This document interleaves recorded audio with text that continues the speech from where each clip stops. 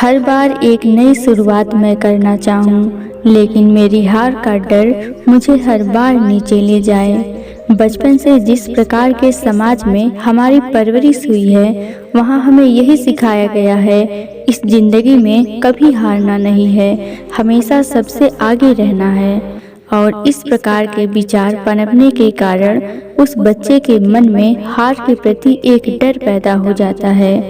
जब भी हम किसी बच्चे को अच्छे अंक लाने के लिए चॉकलेट देते हैं और खराब अंक आने पर उसे डांटते हैं, तो हम जाने अनजाने उसके मन के अंदर डर पैदा कर रहे होते हैं और कहते हैं कि बचपन में बच्चे के मन में बोया गया बीज जिंदगी भर पलता है। वो बच्चा जीवन में हमेशा एक नई शुरुआत करने के लिए डरता रहेगा और इसका जिम्मेदार कौन है। इसीलिए अपने बच्चे के मन में ऐसे बीज बोएं कि वह कभी अपनी हार से डरे ना, कभी जीवन में एक नई शुरुआत करने के लिए उसके कदम पीछे ना हटें। आज की जो बौद्ध कहानी मैं आपको सुनाने वाली हूँ, उसमें आपको दो ऐसे सूत्र मिलेंगे जिसे जानने के बाद आप जीवन में कभी भी नई शुरुआत करने के लिए डरोगे नहीं, बल्कि हर शुरुआत बड़े जोश और उत्साह के साथ करोगे।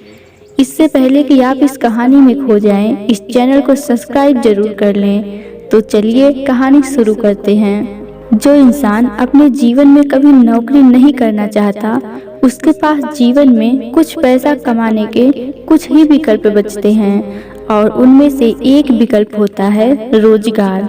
श्याम की भी हालत ऐसे ही थी। ऐसा नहीं था कि उसने जीवन में पढ़ने की कोशिश नहीं की या फिर कोई नौकरी पाने की कोशिश नहीं की। बचपन से ही वह पढ़ाई लिखाई में इतना तेज नहीं था, इसीलिए उसे अच्छी नौकरी नहीं मिल पाई और जो नौकरी उसे मिली उसमें उसको वेतन तो कम मिलता था, लेकिन उससे मेहनत ज़्यादा करवाई जाती थी। उस वेतन में उसका अपना खर्च भी नहीं चल पाता था, तो वह अपने परिवार का खर्च कैसे चलाता। घर में उसकी पत्नी थी, उसके बच्चे थे, उसके माता पिता थे।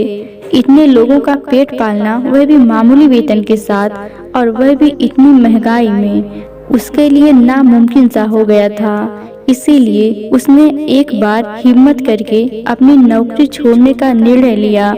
नौकरी छोड़ने के बाद उसने कारोबार करने का फैसला किया, लेकिन कारोबार के लिए धन चाहिए, पैसा चाहिए, और वह उसके पास था ही नहीं, तो वह कारोबार कैसे करता। इसीलिए उसने कारोबार करने के लिए अपने सगे संबंधियों और अपने दोस्तों से धन उधार ले लिया। उसने उस काम को ऊंचाइयों तक पहुंचाने के लिए भरपूर जानकारी इकट्ठी कर ली थी। इसीलिए उसे इस बात का विश्वास था कि वह इस काम को एक नई ऊंचाई प्रदान कर सकता है। काम शुरू करने के बाद कुछ दिन तो काम पूरे जोर पर चला, लेकिन कुछ दिनों के बाद उसका काम ठंडा पड़ता आ गया। अब दिन रात उसके सर पर यही चिंता सवार रहती कि वह अपने दोस्तों और अपने सगे संबंधियों का धन कैसे वापस करेगा। उसे इस बात की बहुत चिंता हो गई थी, इसीलिए वह शराब भी पीने लग गया था। कहते हैं कि जब नाश मनुष्य पर छाता है तो सबसे पहले उसका विवेक मर जाता है। मतलब जब भी किसी पर समस्या आती है तो सबसे पहले उसका विवेक यानी कि उसकी बुद्धि मर जाती है, और यही श्याम के साथ भी हो रहा था। अब उसके अपने परिवार के साथ लड़ाई झगड़े भी बढ़ने लगे थे। दिन पे दिन बीतने के साथ उसकी हालत और भी खराब होती जा रही थी। अब उसके सगे संबंधियों और उसके दोस्तों ने पैसा वापस मांगना शुरू कर दिया था, लेकिन उसके पास धन वापस देने के लिए तो बचा ही नहीं था। जो कुछ भी बचा था वह उसको शराब में उड़ा रहा था।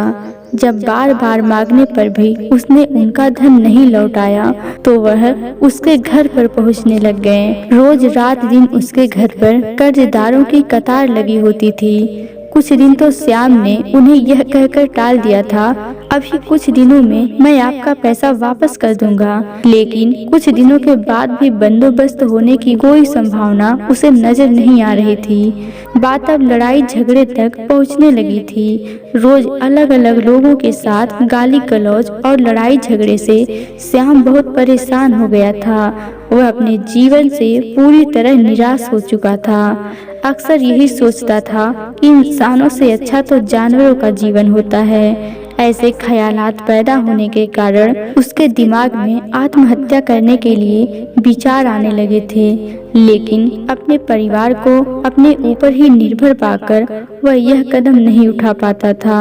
लेकिन अब परिस्थितियां और भी भयानक रूप लेने वाली थी। कुछ ही दिनों के बाद उसकी पत्नी की भी मौत हो गई और वह अब अपने बच्चों और अपने माता पिता के साथ अकेला ही बच गया था। पहले तो उसकी पत्नी उसे हिम्मत दे दिया करती थी, लेकिन अब उसे हिम्मत देने वाला कोई भी नहीं था। इसीलिए एक दिन रात के समय अपने दोनों बच्चों को सुलाकर वह पहाड़ी की ओर चल पड़ा।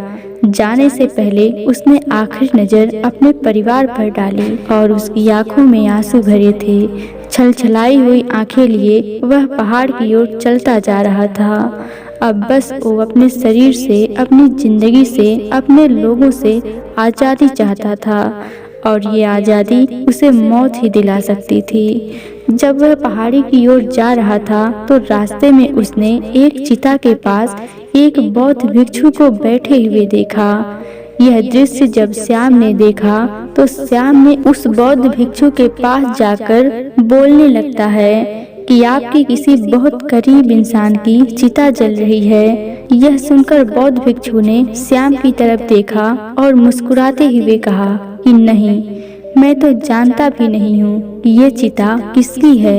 यह सुनकर श्याम चूक कर बोला, तो फिर आप इतने ध्यान से इस चिता को क्यों देख रहे हैं? यह सुनकर बौद्ध भिक्षु ने कहा कि इस चलती हुई चिता को देख रहा हूँ। इंसान पूरी जिंदगी जीतने की कोशिश में लगा रहता है, यह पता होते हुए कि मौत सबसे बड़ी हार है। जब आपको पता है कि मौत निश्चित है, मौत परम सत्य है, मौत को कोई नहीं टाल पाया, तो फिर जीवन में किसी भी चीज या किसी भी हार के क्या मायने रह जाते हैं। हम कितना ही कुछ पालें, हम कितना ही कुछ खो दें, आखिर में आनी तो मौत ही है।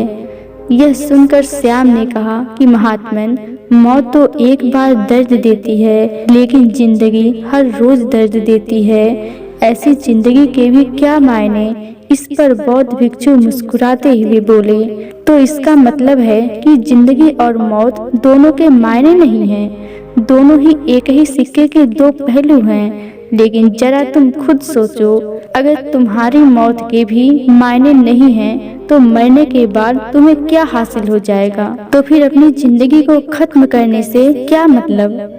यह सुनकर श्याम ने हाथ जोड़कर कहा, महात्मन, मैं अपने जीवन से दुखी आ चुका हूँ। अगर मैं आपसे सच कहूँ तो मैं आज यहाँ पर आत्महत्या करने के लिए ही आया हूँ। मैं अपने जीवन से हार चुका हूँ और मौत ही मुझे आखिरी रास्ता नजर आ रही है। यह सुनकर बौद्ध भिक्षु ने उसका कंधा सहलाते हुए कहा कि मैं तुम्हें दो ऐसी बातें बता रहा हूँ जिसे समझने के बाद तुम्हें जिंदगी से कोई शिकायत नहीं रहेगी। पहली बात, हमेशा याद रखना कि हारता वही है जो मैदान में खड़ा होता है। अधिकतर लोग जीवन में एक नई शुरुआत कर ही नहीं पाते, एक प्रयास कर ही नहीं पाते, इसीलिए वह जीवन की गहराइयों को समझ ही नहीं पाते। उन्हें हमेशा यही लगता है कि कहीं नई शुरुआत करूं और मेरा कोई नुकसान हो जाए, और इसी नुकसान के डर से वह कभी शुरुआत नहीं कर पाता। लेकिन जरा सोचो, अगर घड़े में पानी नहीं भरा गया तो घड़ा किस काम का? अगर जीवन में जीवन की गहराइयों तक डूबा ही नहीं गया तो जीवन का क्या फायदा? क्या फायदा इस शरीर का? इसीलिए जीवन में कभी भी नई शुरुआत करने के लिए डरना मत, घबराना मत। अरे ज्यादा से ज्यादा क्या होगा, तुम हार जाओगे, लेकिन हारने के लिए भी तुम्हें एक कदम तो बढ़ाना ही होगा। अगर तुम वहीं पर खड़े रह गए तो जीवन के अंत में तुम्हें यही अफसोस रहेगा कि पूरा मैदान मेरे सामने था और मैं खेल को खेला ही नहीं। लेकिन फिर क्या होगा? जब चिड़िया चुग गई खेत तो पछताने से क्या होगा? अगर कल को पछताना नहीं है तो अपने मन से हार का डर निकाल दो। भूल जाओ समाज क्या कहेगा, बस अपनी सुनो और अपने मन की सुनो। अगर आपके मन को लग रहा है कि आप किसी काम को, किसी रोजगार को अच्छे तरीके से कर सकते हैं तो उसे शुरू करने में कभी भी घबराना मत, वरना तो जिंदगी भर आपको यही अफसोस रहेगा, कर सकता था। और दूसरी बात जो हमेशा याद रखनी है वह ये है, हार कर भी यहाँ खेल से कोई बाहर नहीं होता। मौत से पहले जिंदगी आपको अनगिनत मौके देती है। यह आपके ऊपर निर्भर करता है कि आप कितने मौके ढूंढ पाते हैं। जिंदगी एक ऐसा खेल है जहां हार कर भी कोई खेल से बाहर नहीं होता। अगर हम एक बार हार गए तो हमें दोबारा नई शुरुआत करनी चाहिए, लेकिन पहली वाली हार का डर हमारे मन में बैठा रहता है, इसीलिए हम दूसरी शुरुआत नहीं कर पाते। आपको जीवन में चाहे जितनी भी हार मिले, लेकिन आप कभी हार मत मानना, क्योंकि आपका जीवन आपको अनगिनत मौके और देगा और दोबारा से ऊपर उठने के लिए नए नए रास्ते दिखाएगा। लेकिन आप अपने जीवन से कभी निराश मत होना। आखिर में तो यह शरीर खाक ही हो जाना है, सब कुछ हार कर यही छोड़ कर जाना है, तो फिर हम जीते जी क्यों हार माने? कम से कम अपने जीवन को हम कोशिशों का एक सागर तो बना सकते हैं। चलिए मान लिया कि हमने जीवन में कुछ नहीं पाया, लेकिन हमने जीवन में कोशिशें तो की, हमने जीवन को अनुभव तो किया। कम से कम जीवन से खाली हाथ तो नहीं लौट रहे। इसलिए इस फिक्र को आज ही आग लगा दीजिए और नई शुरुआत करिए। देखिए, नई शुरुआत आपको एक नया हौसला देगी। मन के हारे हार और मन के जीते जीत। इसीलिए अपने मन में उमंग भरिए, उत्साह भरिए, जोश भरिए और एक नई शुरुआत करिए। तो दोस्तों, कैसी लगी आपको यह कहानी कमेंट सेक्शन में जरूर बताना, और अच्छी लगी तो इस चैनल को सब्सक्राइब जरूर करना। तो मिलते हैं अगली कहानी में, तब तक के लिए अपना ख्याल रखें।